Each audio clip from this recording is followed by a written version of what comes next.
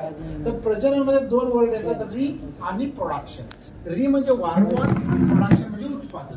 हे या ठिकाणी होत असतं. मग तुम्ही जर एखाद्या शेतकऱ्याला विचारलं की मग गाई म्हशीमधून कशाचं उत्पादन घेता, कशाचं प्रोडक्शन करता, रिप्रोडक्शन करता, वारंवार उत्पादन कशाच घेतात उत्पादन शेतकरी?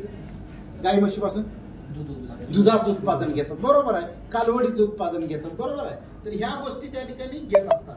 पण एक पशुचिकित्सक म्हणून, एक पशु संवर्धन विभागाशी संबंधित आपला व्यवसाय असल्यामुळं त्या ठिकाणी जर मला विचारलं की माझ्या दृष्टीनं रिप्रोडक्शन काय आहे, तर रिप्रोडक्शन माझ्या दृष्टीने नर आणि मादींच्या मध्ये होतं. नरांच्या मध्ये जे रिप्रोडक्शन होतं ते होतं त्या ठिकाणी शुक्राणूचं, आणि मादीच्या मध्ये जे रिप्रोडक्शन होतं, जे प्रजनन होतं, वारंवार होतं, तर ते होतं अंड्याचं, ओवाचं होतं. आता एक माझा साधा प्रश्न आहे तुम्हाला, या अंड्याचं उत्पादन होतं, मग या अंड्याची जी निर्मिती होते एकची ओवाची, तुमच्या माहितीप्रमाणे ह्याची निर्मिती वासराच्या, गाईच्या, म्हशीच्या शरीरामध्ये कितव्या महिन्यापासून होत असेल, कितव्या वयापासून होत असेल, किती वर्षापासून होत असेल, कोण सांगेल तुम्हाला जे वाटतं ते? नाही सर, माहितीच नाही. अंदाजे सांगा ना, आपण चर्चा करू ना, चर्चा करायची. आता याची मध्ये आता काम करण्याच्या 8व्या महिन्यापासून 7व्या महिन्यापासून हा अंड्याची निर्मिती होते. ओके, अजून कोणाचं काय मत याच्यामध्ये?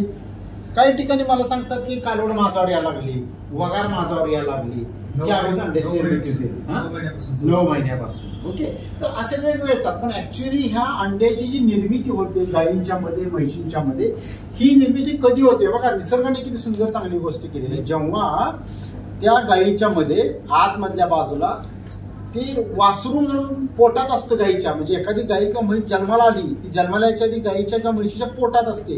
जेव्हा ती तिच्या पोटात असते, पोटात असल्यापासून तिच्या वयाच्या गाभण काळातल्या 8व्या महिन्यामध्ये अंड्याची निर्मिती चालू होते. आणि अंड्याची वाढ कधी होते? जेव्हा ती वयात येते, मॅच्युअर होते, तर त्यावेळेस अंड्याची वाढ होते. वाढ होणं ही वेगळी गोष्ट आहे. पैसे खिशात असणं ही एक गोष्ट आहे, पैसे खर्च करणं ही वेगळी गोष्ट आहे. पैसे खर्च माणूस बाजारात गेल्यावर करतो, पण पैसे खिशात घरात पण असतात, बँकेत पण असतात. तर पैसे असणे महत्वाचं आहे. ही जी पैसे निर्माण करण्याची ताकद आहे ती अंड्यामध्ये, हे अंड कुठे असते? वयाच्या 8व्या महिन्यात गाभण काळाच्या त्या कालावधीमध्ये त्या ठिकाणी चांगल्या पद्धतीचे अंडी निर्माण होतात.